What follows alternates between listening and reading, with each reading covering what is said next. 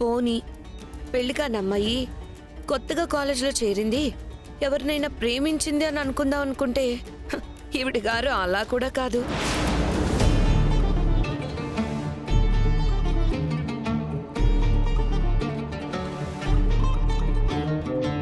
వీధిలో ఎవరైనా చూస్తారేమో అన్న భయం కూడా లేకుండా పబ్లిక్గా మాట్లాడేసుకుంటున్నారు.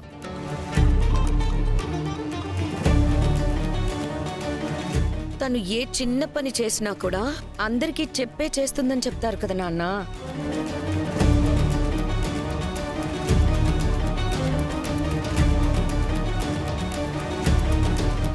వాడెవడో వచ్చాడని గాని, బయటికెళ్ళి వాడిని కలిసి వస్తానని గాని ఎవరితో నిన్న చెప్పిందా నాన్న?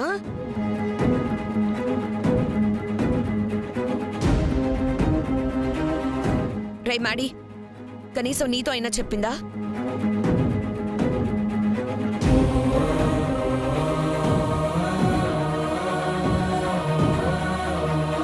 లేదు. తనకి ఏమాత్రం తెలియని ఊర్లో కాలేజ్లో జాయిన్ అయి 1 మంత్ కూడా కాకుండానే ఒకడిని ఇంటి వరకు రప్పించిందంటే తనకి బాగా తెలిసిన ఊళ్ళో ఇంకెలా ఉంటుందో ఒక్కసారి ఆలోచించండి నాన్న.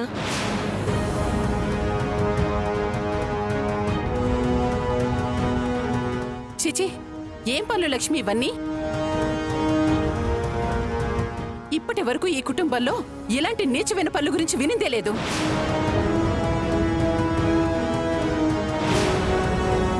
అలాంటిది నువ్వేకంగా సిన్నత్తయ్య గారు, సుకన్య అడుగుతున్న దాంట్లో తప్పే ఉంది. ప్రియంవద చూపించిన వీడియోలోనే ఉంది కదా అసలు తప్పంతా. ఇంకా మాట్లాడడానికి ఏముంది?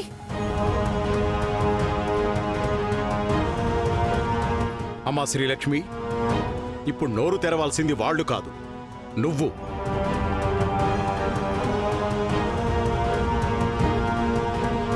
నువ్వే తప్పు చేయవని నా మనసు నమ్ముతోంది. ఆ నమ్మకం అబద్ధం కాదని చెప్పమ్మా.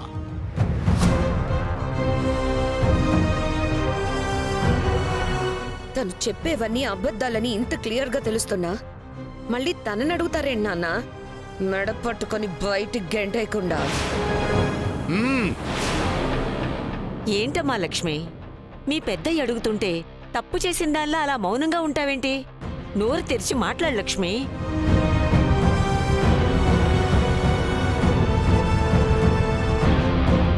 ఏం మాట్లాడాలో తెలిస్తేనే కదమ్మా నోరు తెరవడానికి. తాతయ్య, అతని పేరు విక్రమ్, మా కాలేజీలో సీనియర్. యాక్చువల్లీ కాలేజీలో ఏం జరిగిందంటే తాతయ్య,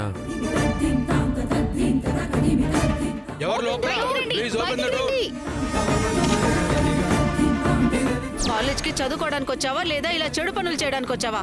చిచి,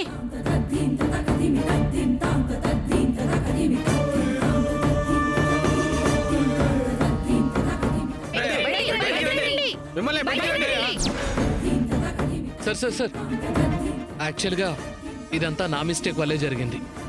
శ్రీలక్ష్మి ఏదో డౌట్ అడిగితే స్టడీ రూమ్కి రమ్మని పిలిచాను. ఎవరో లక్ష్మిని ఆట పట్టించడానికే అలా చేశారు తాతయ్య. అందులో మా సీనియర్ తప్పు లేదు.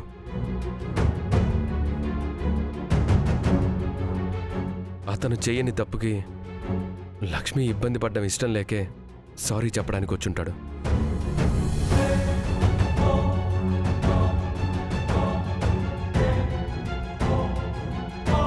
సారీ చెప్పడానికి వచ్చిన వాడే అయితే నేరుగా ఇంటికే వచ్చుండొచ్చు కదా మాడి.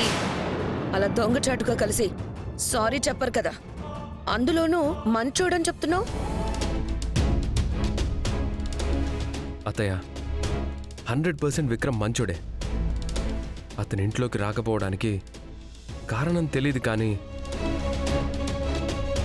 లక్ష్మిని బయటికి పిలవడం మాత్రం సారీ చెప్పడానికి అయి ఉంటుంది. ఈ విషయం ఇంతటితో వదిలేద్దాం అత్తయ్య.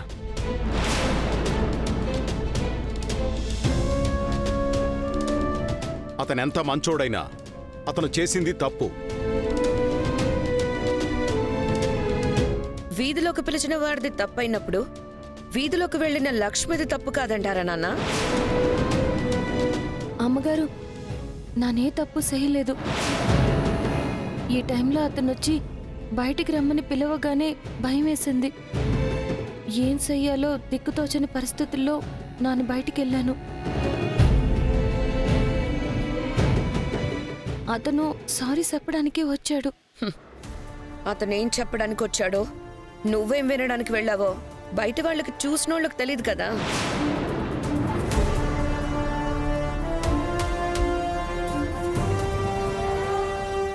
ఎవరేమనుకున్నా నీదేం పోదు, పోయేదేం మా పరువు. పెద్దయ్య, మీతో ఎవరితోనూ చెప్పకుండా నానెళ్ళి అతనితో మాట్లాడడం తప్పే. నా చేసిన తప్పుకి అందరినీ క్షమాపణ అడుగుతున్నాను. నన్ను క్షమించండి పెద్దయ్య. అమ్మా,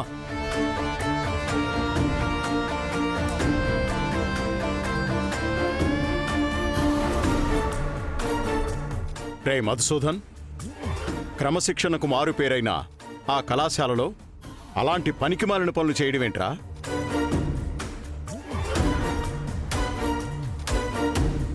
రేపు నేనొచ్చి కళాశాల యాజమాన్యంతో మాట్లాడతాను. అమ్మో, తాతయ్య కాలేజ్కి వచ్చారంటే మా పెళ్లి విషయం బయటపడే ఛాన్స్ ఉంది. అలా జరగకూడదు. మీ సీనియర్ కూడా గట్టిగా బుద్ధి చెప్పొస్తాను. ఈ చిన్న విషయానికే మీరు కాలేజీకి రావడం ఎందుకు తాతయ్య? నేను చూసుకుంటాను. మా సీనియర్తో కూడా నేను మాట్లాడతాను తాతయ్య. ఇంకోసారి ఇలాంటివి రిపీట్ కాకుండా నేను చూసుకుంటాను తాతయ్య. ఒకసారి మీ తాతయ్య వచ్చి మాట్లాడితే బావుంటుంది కదరా మధుసూదన్. వద్దు నానమ్మ, ఇది చిన్నపిల్లల కాన్వెంట్ స్కూల్ కాదు కదా నానమ్మ, కాలేజ్.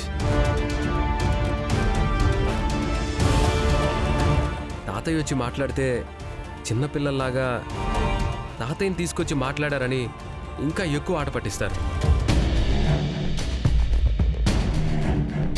సో నేను చూసుకుంటానులేండి.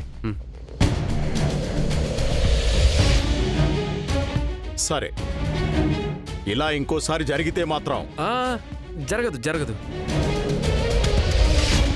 సరే ప్రియమద, ఇంకోసారి శ్రీలక్ష్మి గురించి ఏదైనా మాట్లాడేటప్పుడు కొంచెం ఆలోచించి మాట్లాడు.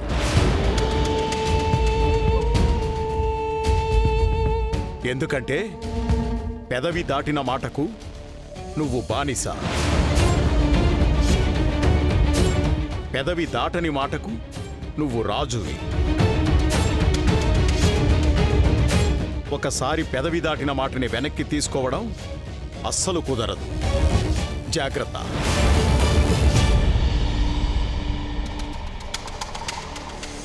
అందరూ వెళ్ళి పడుకోండి, వెళ్ళండి.